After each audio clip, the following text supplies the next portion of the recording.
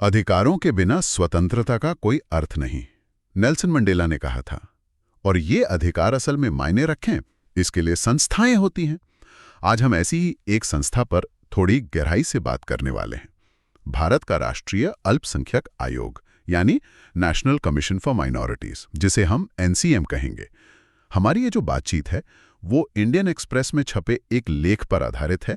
ये लेख एनसीएम के बनने से लेकर आज तक के सफर को देखता है, और हाँ, थोड़ी आलोचनात्मक नज़र से भी।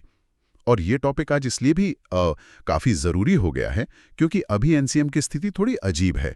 कोई अध्यक्ष नहीं है, सदस्य भी नहीं है, पद खाली पड़े हैं। ऊपर से दिल्ली हाईकोर्ट में एक पीआईएल मतलब जनहित याचिका भी चल रही है, जिसमें कोर्ट से कहा गया है कि वो केंद्र सरकार को निर्देश दे कि आयोग को फिर से बनाया जाए, भरा जाए। सरकार से जवाब भी मांगा गया है। तो आज हम क्या करने वाले हैं? हमारा इरादा है कि इस लेख के जरिए समझें कि एनसीएम बना कैसे, इसके इतिहास में क्या खास मोड़ आए, इसका काम क्या माना जाता है, और जो इस पर सवाल उठे हैं, खासकर इसकी ताकत और असर को लेकर। और लेखक ने जो तर्क दिए हैं इसके होने ना होने पर, उनको भी कुरे देंगे। ये भारत में संस्थाएं कैसे काम करती हैं, इसे समझने के लिए ज़रूरी है। और हाँ, जो लोग यूपीएससी की तैयारी कर रहे हैं, उनके लिए तो ये एक ज़रूरी केस स्टडी हो सकती है। तो चलिए शुरू करते हैं। इसकी कहानी कहाँ से शुरू होती है? एनसीएम की जड़ें जाती हैं 1978 में। तब मोरारजी देसाई की सरकार थी। उस वक्त गृह मंत्रालय ने एक रेजोल्यूशन पास करके अल्पसंख्यक आयोग बनाया था। और दिलचस्प बात यह है, इसके बस 5 महीने बाद ही एक और ऐसा ही आयोग बना, अनुसूचित जाति और अनुसूचित जनजाति आयोग, एक ही समय में। शुरू में प्लान तो ये था कि इन दोनों को ही संवैधानिक दर्जा दिया जाए, संविधान में जगह मिले। पर वो गठबंधन सरकार थी और कुछ सहयोगी दल शायद माने नहीं। हाँ, और उस वक्त की जो राजनीति थी वो भी अहम है। लेख इशारा करता है कि तब की जो मुख्य विपक्षी पार्टी थी कांग्रेस, वो भी इसके मतलब अल्पसंख्यक आयोग के बनने से बहुत खुश नहीं थी। तो शुरू से ही इस पर कोई पूरी राजनीतिक सहमति, आप कह सकती हैं, नहीं बन पाई थी। और ये चीज आगे भी इसके रास्ते में आई। बिल्कुल। फिर जब 1981 में कांग्रेस वापस सत्ता में आई तो उसने आयोग को खत्म तो नहीं किया, मान लिया कि ठीक है, लेकिन उसे संवैधानिक दर्जा देने में कोई खास दिलचस्पी नहीं दिखाई। उसी दौर में मिर्जा हमीदुल्ला बेग, जो भारत के पूर्व मुख्य न्यायाधीश थे, उन्हें अध्यक्ष बनाया गया। वो 1988 तक रहे भी। फिर एक और कोशिश हुई। 1990 में वीपी सिंह प्रधानमंत्री थे। उनकी सरकार ने फिर से कोशिश की कि दोनों आयोगों को, अल्पसंख्यक वाला भी और SC/ST वाला भी, संवैधानिक दर्जा मिले। बाकायदा बिल भी पेश हुआ संसद में। लेकिन फिर वही हुआ, जो जरूरी राजनीतिक समर्थन चाहिए था वो नहीं मिला, तो बिल पास नहीं हो पाया, अटक गया। और यहीं पर कहानी में एक बहुत जरूरी मोड़ आता है, जिसका जिक्र लेख में है। इसके बाद जब दोबारा कांग्रेस सरकार आई नरसिम्हा राव के समय में, तो उसने उस पुराने अटके हुए बिल में संशोधन किया, बदलाव किया। और उस बदलाव से क्या हुआ? अल्पसंख्यक आयोग को संवैधानिक दर्जे की लिस्ट से बाहर कर दिया गया। वो दर्जा सिर्फ SC/ST आयोग को मिला, और वो बदला हुआ बिल आराम से पास हो गया। अच्छा, तो मतलब अल्पसंख्यक आयोग फिर पीछे रह गया? हाँ, बिल्कुल। नतीजा ये हुआ कि अल्पसंख्यक आयोग बनने के 14 साल बाद भी सिर्फ एक सरकारी प्रस्ताव पर आधारित संस्था बना रहा, मतलब गैर सांविधिक या नॉन स्टैट्यूटरी निकाय। उसे संसद के किसी कानून का सहारा नहीं था। शासन प्रणाली और संस्थाओं के लिहाज से देखें तो ये ध्यान देने वाली बात है कि कैसे राजनीतिक हवाओं ने इसकी कानूनी हैसियत तय की। 14 साल तक सिर्फ एक प्रस्ताव के भरोसे। फिर क्या हुआ? यहाँ कहानी थोड़ी बदली। हाँ, 1992 में एक बड़ा बदलाव आया। PV नरसिम्हा राव की ही सरकार थी तब। उन्होंने आखिरकार एक संसदीय कानून, एक एक्ट पास करके इस आयोग को स्थापित किया। तब इसका नाम पड़ा राष्ट्रीय अल्पसंख्यक आयोग, NCM। और इसे राष्ट्रीय अल्पसंख्यक आयोग अधिनियम 1992 के तहत कुछ शक्तियां भी दी गईं। ये शक्तियां कुछ सिविल कोर्ट जैसी थी।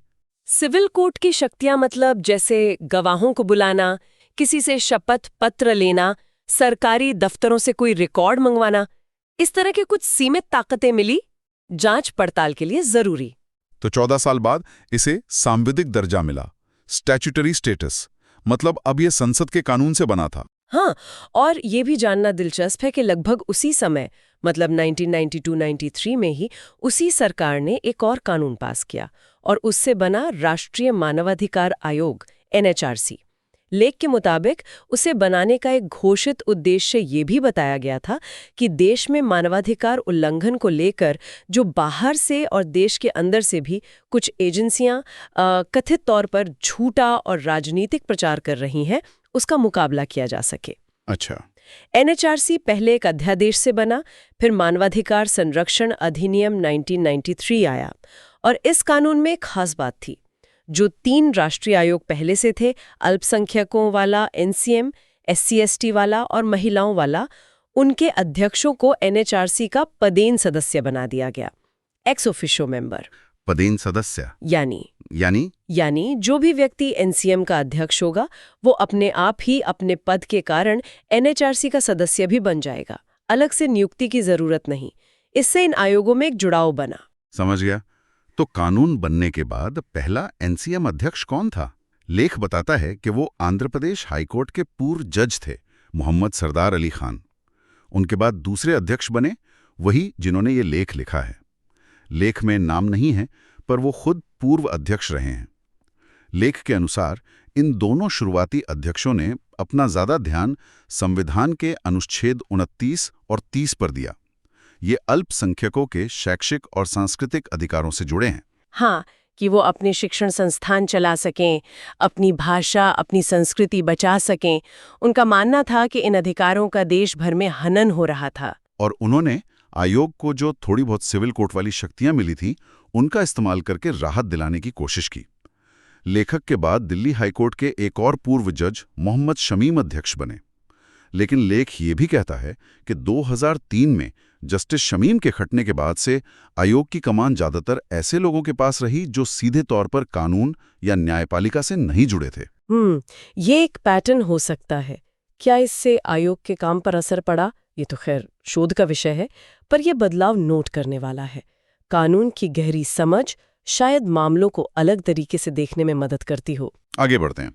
साल 2004 फिर से कांग्रेस के नेतृत्व वाली यूपीए सरकार, उसने एक और आयोग बनाया, राष्ट्रीय अल्पसंख्यक शैक्षणिक संस्थान आयोग NCMEI। यानी अब अल्पसंख्यकों के जो शिक्षण संस्थान हैं उनके लिए एक अलग खास आयोग बन गया। हाँ, ये NCM के काम के एक हिस्से को अलग कर दिया गया, कह सकते हैं। उसी वक्त NCM अध्यक्ष का पद खाली था। लेख में एक दिलचस्प बात लिखी है कि तब के प्रधानमंत्री मनमोहन सिंह चाहते थे कि लेख के लेखक ही, जो पहले अध्यक्ष रह चुके थे, फिर से NCM संभाल लें, लेकिन लेखक ने मना कर दिया। और वजह उन्होंने ये बताई, जैसा लेख में लिखा है, कि भाई जब शैक्षिक अधिकारों के लिए अलग से NCMEI बनी गया है तो अब NCM के पास करने को ज्यादा कुछ बचा नहीं है। ये एक तरह से NCM की भूमिका पर ही सवाल था। उसी दौरान सरकार एक और काम कर रही थी। एक अस्थायी आयोग बनाने का प्लान था। इसका काम था पता लगाना कि धार्मिक और भाषाई अल्पसंख्यकों में सामाजिक और आर्थिक रूप से पिछड़े वर्ग कौन से हैं और उनकी मदद के लिए क्या संवैधानिक, कानूनी या प्रशासनिक उपाय किए जाएं। इसकी अध्यक्षता दी गई पूर्व मुख्य न्यायाधीश रंगनाथ मिश्रा को। लेखक बताते हैं कि प्रधानमंत्री के कहने पर वो इस आयोग में कानून सदस्य बने थे। और इस रंगनाथ मिश्रा आयोग का क्या हुआ? ये आयोग 2005 में चालू हुआ, रिपोर्ट भी दी, काफी सिफारिशें थी उसमें, लेकिन जैसा लेख इशारा करता है और जैसा अक्सर होता भी है, सरकार ने उस रिपोर्ट पर कोई खास एक्शन नहीं लिया। कम से कम 2014 तक तो नहीं, जब तक वो सत्ता में रहीं। ये भी एक कहानी है। आयोग बनते हैं, रिपोर्टें आती हैं, पर अमल वो एक अलग बात है। हाँ बिल्कुल। यहाँ पर तो हमने NCM के सफर के कुछ पड़ाव देखे। अब आते हैं उस हिस्से पर जहाँ लेख थोड़ा ज्यादा आलोचनात्मक हो जाता है। लेखक सिर्फ NCM ही नहीं बल्कि बाकी राष्ट्रीय आयोगों पर भी सवाल उठाते हैं। उनका कहना है कि ये जो तथाकथित राष्ट्रीय आयोग हैं, इनमें से किसी ने भी अपनी कानूनी जिम्मेदारी निभाने में कभी असली स्वायत्तता मतलब आज़ादी महसूस नहीं किया है। ये एक बहुत बड़ा बयान है, मतलब लैक ऑफ ऑटोनॉमी। उनका मानना है कि इतने साल हो गए पर इनमें से कोई भी आयोग उन लोगों की जिंदगी में कोई बड़ा बदलाव, कोई क्रांति नहीं ला पाया जिनके लिए वो बने थे। और खासकर NCM के बारे में तो लेखक और भी सख्त है। वो कहते हैं कि इसका सालाना बजट इतना ज्यादा है कि ये टैक्स देने वालों के पैसे पर एक आसानी से टाला जा सकने वाला बोझ है, इजीली अवॉइडेबल बर्डन। बोझ, ये तो बहुत ही तीखी बात हो गई। बिल्कुल। और उनका जो निष्कर्ष है वो तो और भी चुभने वाला है। वो कहते हैं कि एनसीएम का जो 47 साल का इतिहास है वो यही दिखाता है कि देश के अल्पसंख्यकों को समान नागरिक के तौर पर संविधान से जो भी अधिकार मिले हैं उनकी हिफाजत एनसीएम जैसे दंतहीन बाघ के भरोसे नहीं हो सकती। Toothless tiger. दंतहीन बाघ, हाँ, ये शब्द इस्तेमाल होता है ऐसी संस्थाओं के लिए जिनके पास ताकत दिखती तो है पर होती नहीं। एकदम सही। दिखने में शेर पर दांत नहीं। लेखक का कहना है कि अल्पसंख्यकों को अपने अधिकारों के लिए संविधान और अदालतों पर ही ज्यादा भरोसा रखना चाहिए। एनसीएम जैसी संस्थाओं से बहुत उम्मीद पालना शायद ठीक नहीं। लेखक तो यहाँ तो कहते हैं कि अगर इस आयोग को बंद कर दिया जाए, इतिहास के कूड़ेदान में फेंक दिया जाए, तो उसके जाने पर आंसू बहाने की कोई जरूरत नहीं होगी। बाप रे, ये तो एनसीएम के होने या ना होने पर ही सीधा सवाल है। तो कुल मिला के हमने क्या देखा? एनसीएम शुरू हुआ एक सरकारी प्रस्ताव से, संवैधानिक दर्जा नहीं मिला, सालों बाद कानूनी दर्जा मिला, लेकिन आज उसकी आज़ादी, उसके असर, यहाँ तक कि उसकी ज़रूरत पर ही गंभीर सवाल हैं, कम से कम इस लेख के नज़रिए से। हाँ, यहाँ जो बात बिल्कुल साफ दिखती है वो ये कि कैसे राजनीतिक माहौल, सरकारों की इच्छा शक्ति, इसने लगातार इस आयोग की हैसियत और ताकत को बनाया या बिगाड़ा है। शुरू में संवैधानिक दर्जा न मिलना, फिर मिलना, एनएचआरसी से उसका रिश्ता, फिर एनसीएमईआई का बनना, और फिर ये जो कथित बेअसरता और स्वायत्तता की कमी की बात लेखक कर रहे हैं, ये सब कहीं ना कहीं उस समय की राजनीति से जुड़ा लगता है। दिखाता है कि संस्थाएं हवा में काम नहीं करती। मतलब एक तरफ कागज पर उसका काम है अल्पसंख्यकों के अधिकारों का प्रहरी बनना, और दूसरी तरफ जमीनी हकीकत बताई जा रही है एक दंतहीन बाघ के। ये जो अंतर है, ये अपने आप में सोचने वाली बात है। और जो आज की स्थिति है कि आयोग में कोई है ही नहीं, अध्यक्ष नहीं, सदस्य नहीं, और हाईकोर्ट में पीआईएल चल रही है, ये बातें बहुत अहम है। ये सवाल उठाती हैं कि क्या सरकारें ऐसी संस्थाओं को लेकर वाकई गंभीर हैं या ये बस दिखाने के लिए है। इसे भारत में जो संस्थाओं की सेहत है, इंस्टीट्यूशनल हेल्थ, उसके बड़े मुद्दे से जोड़कर देखा जा सकता है। और यूपीएससी की तैयारी करने वालों के लिए, जैसा हमने शुरू में कहा, ये पूरा मामला कई एंगल से जरूरी हो जाता है ना? सिलेबस टॉपिक्स को छूती है।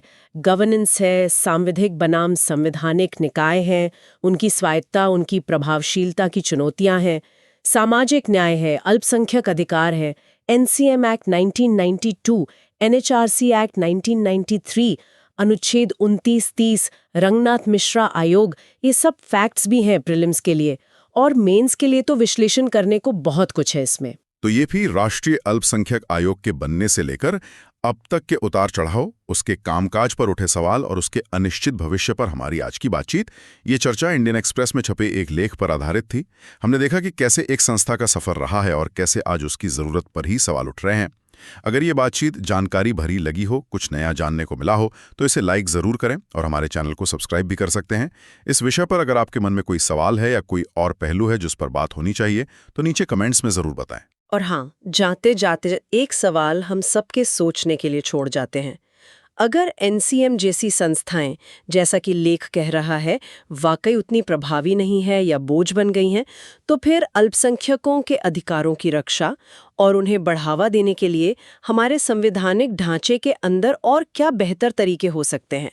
क्या हमें अलग तरह के आयोग चाहिए, या फिर जो मौजूदा कानून और संवैधानिक गारंटी हैं उन्हें ही ज़्यादा मजबूती और ईमानदारी से लागू करने की ज़रूरत है? इस पर सोचिएगा ज़रूर।